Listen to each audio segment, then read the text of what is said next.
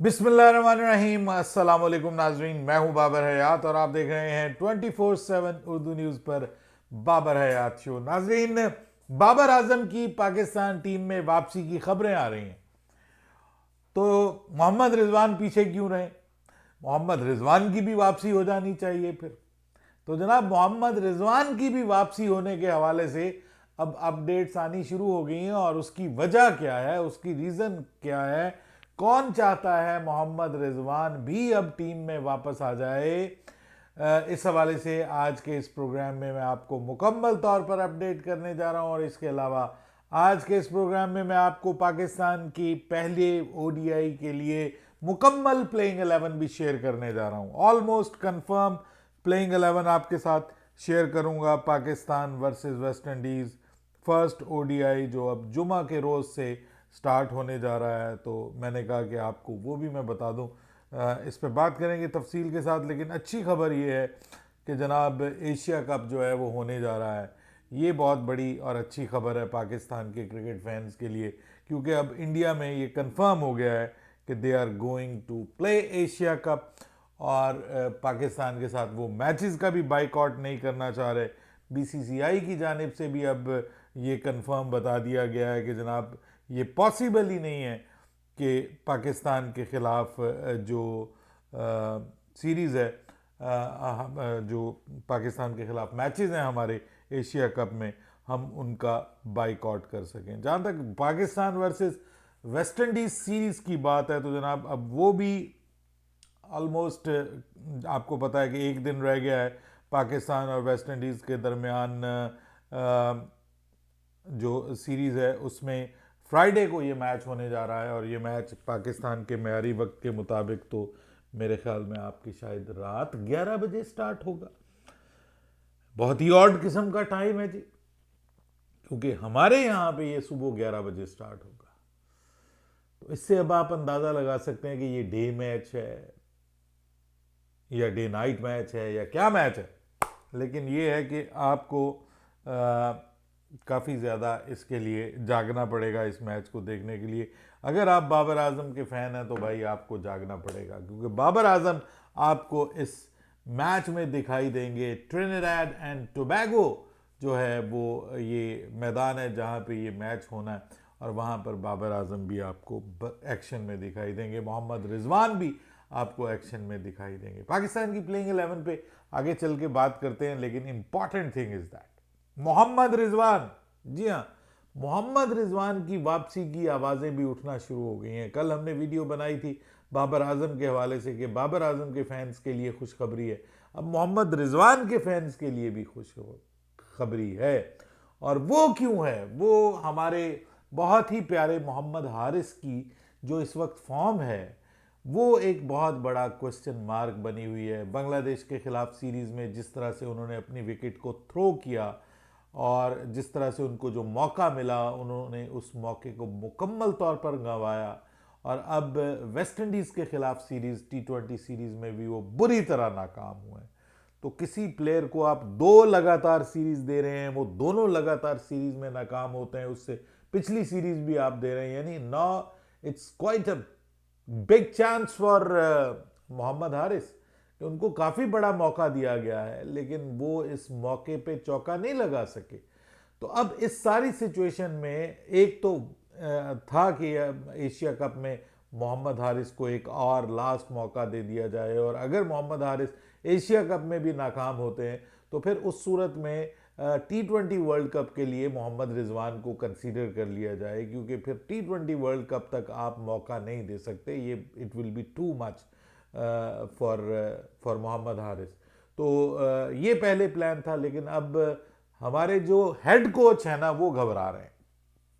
वो कह रहे हैं कि भाई एशिया कप कहीं हम हार गए तो, और मतलब बुरी तरह हार गए। एक तो होता है ना फाइनल में पहुंचना, फाइनल में पहुंच के हार जाना। वैसे तो अब हम इससे भी उकताए हुए हैं कि एशिया कप में कई बार हम फाइनल में पहुंच के हार गए। तो बाबर आजम की कप्तानी में भी हमने ऐसा ही किया, तो ऐसा अब होना नहीं चाहिए। इस बार पाकिस्तान को एशिया कप जीतना चाहिए। जीत से कम पे कोई कंप्रोमाइज़ नहीं है, सीधी सी बात है। आप को एशिया कप जीतना चाहिए अगर हम चाहते हैं कि हम T20 वर्ल्ड कप में एक धड़ल्ले की टीम के तौर पे एक ज़बरदस्त टीम के तौर पे जाएं तो फिर हमें एशिया कप जीतने की ज़रूरत है। बहरहाल अब वो प्रेशर एक जनरेट हो रहा है कि भाई मोहम्मद हारिस कंसिस्टेंटली फेलियर के तौर पे नज़र आ रहा है।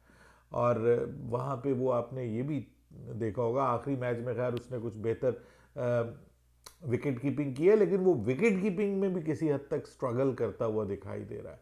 तो ऐसी सूरत में मोहम्मद हारिस का जो टीम में जगह बनाना है उसके ऊपर क्वेश्चन मार्क लगा हुआ है। और अब टीम मैनेजमेंट जो है वो इस हवाले से सीरियसली सोच रही है कि भाई जो सीरीज़ है अगेंस्ट ये जो अफ़गानिस्तान वाली ट्राई सीरीज़ है, इस ट्राई सीरीज़ का जो स्क्वाड अनाउंस हो उसमें कम से कम उसमें मोहम्मद रिजवान को भी शामिल किया जाए और उनको मौका दिया जाए वहाँ पे यूएई की कंडीशंस में, और फिर देखा जाए कि मोहम्मद रिजवान वहाँ पे कैसा परफॉर्म करते T20 में। सर ये बात होनी शुरू हो गई है और मैनेजमेंट जो है वो अब मजबूर हो रही है कि हम पुराने और तजुर्बाकार बल्लेबाजों के ऊपर एक बार फिर से भरोसा जताएं। ये पाकिस्तान क्रिकेट में हमेशा से होता है। आपको याद होगा कि पहले भी इस तरह के मामलात हुए हैं कि सीनियर्स को बाहर निकाला गया है, जूनियर्स को मौका दिया गया है, फिर जूनियर्स नाकाम हो जाते हैं, वो परफॉर्म नहीं कर पाते, तो एक बार फिर से कहा जाता है कि भाई यही अच्छे थे, इन्हीं को वापस लेके आए। तो भाई बात यह है कि आपने जिन लोगों को मौका दिया है, जिन लोगों के ऊपर आपने इतना रिलाय किया, तो एक और एशिया कप में उनके ऊपर रिलाय करने में क्या हर्ज है। अब हमारा प्रॉब्लम ये था कि बाबर को तो चले आप वापस ले आए, बाबर की तो जगह बन जाती है टीम में, कहीं भी T20 क्रिकेट में भी बन जाती है, ODI में भी उसकी जगह पक्की है। मोहम्मद रिजवान को भी आप ले आएंगे तो क्या मोहम्मद रिजवान नंबर 5 पे खेलेंगे, नंबर 6 के ऊपर आके खेलेंगे? क्योंकि आप उनको ओपनर तो फिर नहीं लेके आ सकते। ओपनिंग तो आपकी इस वक्त साहबजादा फरहान और साइम अयूब के साथ कंफर्म है, तो आप उनको नंबर 3 पे बाबर आजम आ जाएंगे, तो नंबर 4 के ऊपर ऑलरेडी आपके पास ऑप्शंस मौजूद हैं। क्या आप आगा सलमान जो है वो मोहम्मद रिजवान के लिए कुर्बानी देंगे और अब वो नंबर 6-7 पे चले जाएंगे? मतलब ये क्या होने जा रहा है? मेरी समझ से बालातर है। ये जो मोहम्मद रिजवान को डालने वाली बात है ना, ये या तो मोहम्मद रिजवान एग्री कर जाए कि जी मैं नंबर 5, 6, 7 जहाँ पे मुझे खिलाया जाएगा मैं खेलूंगा और मैं उस तरह की जो वहाँ पे रिक्वायरमेंट होगी उसके मुताबिक मैं बल्लेबाजी करूंगा। लेकिन मोहम्मद रिजवान इस मामले में जहाँ तक मैं समझता हूँ वो लिमिटेड है।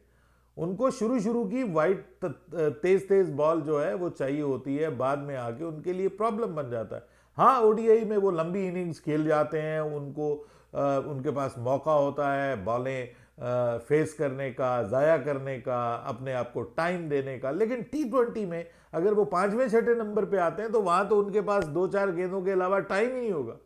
वहाँ पे तो आगे उनको मारना पड़ेगा। लेकिन क्या वो एक पावर हिटर हैं? नहीं है। क्या वो अपनी मर्जी के तहत हिटिंग कर सकते हैं? नहीं कर सकते। वो भी एक खास हद तक लिमिटेड हैं, एक तरफ ही खेलने वाले प्लेयर हैं, उनको एक उस तरफ से वो लपेटा ही मारना आता है, दूसरी तरफ उनसे शॉट नहीं लगती। ये उनके मसले मसाइल भी हैं। तो ऐसी सूरत में विकेट कीपिंग उनकी बहुत कमाल की है, इसमें कोई डाउट नहीं है कि मोहम्मद रिजवान जैसा इस वक्त विकेट कीपर पूरे पाकिस्तान में मौजूद नहीं है। He is extra ordinary wicket keeper. लेकिन आप फिर उसी को लेके आ रहे हैं जो मेरे समझ से बालातर है। मोहम्मद हारिस को मौका देना चाहिए, उसके साथ बैठ के उसके साथ बात करें, उसको समझाएं कि बंदा बन जा, तुझे मौका दिया है, तू हम तुम्हारे लिए आवाज़ें उठाते रहे हैं। मेरी भी बात हुई थी लास्ट टाइम जब मैं इससे मिला था, तो मैंने इसको कहा था कि हम तुम्हें चाहते हैं कि तुम वापस आओ टीम में, लेकिन अपने विकेट को मत गंवाया करो। तो उस वक्त भी मुझे ये कहा, कहता जी नहीं अब मैंने जो है वो ऐसे मैं फजूल शॉट्स खेल के आउट होने के चक्कर में नहीं होता, मैं सोच रहा हूँ कि भाई मुझे इस पर काम करना चाहिए, मैं काम कर भी रहा हूँ। लेकिन वो काम हमें नज़र नहीं आया। वो अपनी विकेट के ऊपर प्राइस टैग नहीं लगाता, फ्री में विकेट देता है मुखालिफ टीम को। तो ऐसी सूरत में आप नंबर 3 पे अगर आ रहे हैं बैटिंग करने के लिए T20 में, आपको तीसरे नंबर पे अब मौका मिल रहा है, क्योंकि फ़खर तो है नहीं, तो तीसरे नंबर पे आपको मौका मिल रहा है और आगे आप अपनी टीम को वो वाली इनिंग्स नहीं खेल के दे के जाते, तो फिर प्रॉब्लम होता है। ठीक है, आप 2 इनिंग्स में नाकाम हो जाएं, तीसरी में परफॉर्म कर दें, 4 में नाकाम हो, 5वीं में परफॉर्म कर दें, ओ भाई 6-6, 7-7 सीरीज आपको मिल रही हैं, अब 6-6, 7-7 मैचेस आपको मिल रहे हैं, लेकिन आप परफॉर्म नहीं कर पा रहे, तो फिर प्रॉब्लम होगा, फिर प्रेशर बनेगा टीम मैनेजमेंट के ऊपर कि हम इस प्लेयर को क्यों मौका दें। बहरहाल अब मोहम्मद रिजवान की वापसी की खबरें जो हैं वो आना शुरू हो गई हैं। पाकिस्तान और वेस्ट इंडीज़ के दरमियान जो पहला वनडे इंटरनेशनल मैच है उसकी मैं आपको प्लेइंग 11 बता देता हूँ जी, कि साइम और अब्दुल्ला शफीक आपको ओपनिंग करते हुए दिखाई देंगे। अभी तक जो है वो कोई ऑफिशियल न्यूज़ नहीं है साहबजादा फरहान के हवाले से। साइम और साथ में अब्दुल्ला शफीक ओपनर, तीसरे नंबर पे बाबर आजम वापसी हो रही है। बहुत से लोगों की निगाहें हैं बाबर आजम ओडीआई सीरीज़ में कैसा परफॉर्म करते हैं, क्या अच्छा परफॉर्म करके अपनी रैंकिंग को मज़ीद इम्प्रूव करेंगे, ऊपर की तरफ आएंगे, क्योंकि बहुत अरसे तक वो ओडीआई क्रिकेट के बादशाह रहे हैं। उसके बाद चौथे नंबर पे मोहम्मद रिजवान आ जाएंगे। पाँचवें नंबर पे Salman Ali Agha. Mohammad Rizwan by the way ये जहन में रखें, थोड़ा तैयार हो जाए, थोड़ा जाग जाए, मोहम्मद रिजवान इस सीरीज़ में कैप्टन है। आगा सलमान जो है वो वाइस कैप्टन है। पाँचवें नंबर पे आगा सलमान। छठे नंबर पे मुझे ऐसा लगता है कि इस सीरीज़ में हसन नवाज़ को मौका दिया जाएगा। उनको बहुत जो है वो उन्होंने एतमाद हासिल किया है, ट्रस्ट उनके ऊपर बिल्ड हुआ है टीम का, कि वो निचले नंबरों पे आके एक जिसको आप कहते हैं ना कि यूटिलिटी बल्लेबाज के तौर पे सामने आए हैं, कि जो लॉन्ग लीवर्स का इस्तेमाल करते हैं, लंबे लंबे छक्के मारते हैं। तो ओडीआई में भी अब उनको लाने का प्लान किया गया कि 2027 के वर्ल्ड कप को सामने रखते हुए ये भी आजमा लिया जाए। छठे नंबर पे हसन नवाज, वैसे हुसैन तलत भी मौजूद हैं, आई एम नॉट श्योर कि उनको मौका दिया जाएगा या मोहम्मद हारिस को छठे नंबर पे। मोहम्मद हारिस अगर अच्छी फॉर्म में होते तो फिर मेरे ख्याल में हसन नवाज की जगह छठे नंबर पे मोहम्मद हारिस को मौका मिल सकता था, बीइंग अ बैट्समैन। सातवें नंबर पे फ़हीम अशरफ जी। फ़हीम अशरफ आएंगे इस सीरीज़ में भी, अपनी बल्लेबाजी की वजह से ऑब्वियसली आपको ऑलराउंडर की ज़रूरत है। वैसे तो मोहम्मद नवाज़ भी आ सकते हैं, यहाँ की कंडीशंस के हवाले से मोहम्मद नवाज़ भी आ सकते हैं, लेकिन फिर उस सूरत में आपको एक जो है वो स्पिनर कम करना पड़ेगा। मोहम्मद नवाज़ को आपको प्रॉपर स्पिनर के तौर पे खिलाना पड़ेगा। पाकिस्तान जा सकता है वैसे, आई विश कि मैं समझता हूँ कि पाकिस्तान को जो है ना वो प्रॉपर 2 स्पिनर खिलाने चाहिए। अबरार को भी इस सीरीज़ में मौका मिलना चाहिए और सुफियान मुकीम को भी मौका मिलना चाहिए। ये जो कंडीशंस हैं ये स्पिनर्स के लिए बहुत साजगार हैं मेरे ख्याल में। लेकिन यहाँ पे फ़हीम अशरफ को मैं खेलता हुआ देख रहा हूँ नंबर 7 पे। नंबर 8 के ऊपर शाहीन शाह अफरीदी हैं। नंबर 9 के ऊपर नसीम शाह हैं, उनकी वापसी होने जा रही है। और 10 के ऊपर अबरार अहमद हैं। और 11 के ऊपर जो हैं वो आपको फिर खेलते हुए दिखाई देंगे सुफियान मुकीम, अगर दोनों को खिलाया जाता है। और अगर इन दोनों को नहीं खिलाया जाता, एक को ही खिलाया जाता, तो फिर 7वें पे आ जाएंगे आपके मोहम्मद नवाज, ठीक है। 8वें के ऊपर फिर फ़हीम अशरफ आ जाएंगे या हसन अली को लाया जाएगा, हसन अली भी स्क्वाड का हिस्सा है। 9वें के ऊपर फिर शाहीन शाह अफरीदी आ जाएंगे। 10वें के ऊपर जो है वो नसीम शाह होंगे। और 11वें के ऊपर अबरार अहमद को मुमकिन है इस सीरीज़ में मौका दिया जाए, क्योंकि T20 सीरीज़ में उनको मौका बिल्कुल नहीं दिया गया। तो अबरार अहमद जो है उनको ओडीआई सीरीज़ में मुमकिन है कि मौका दिया जाए एशिया कप से पहले। और अगर दोनों को खिलाया जाए तो फिर तो बहुत अच्छा है। मेरे ख्याल में कॉम्बिनेशन ऐसा होना चाहिए कि ये दोनों खेलें, कंडीशन सूटेबल हैं और दोनों अच्छी फॉर्म में हैं। ख़ास तौर पे सुफियान मुकीम बहुत आला, बहुत ज़बरदस्त फॉर्म में है इस वक्त, तो सुफियान मुकीम का हक बनता है कि उसको मौका मिले।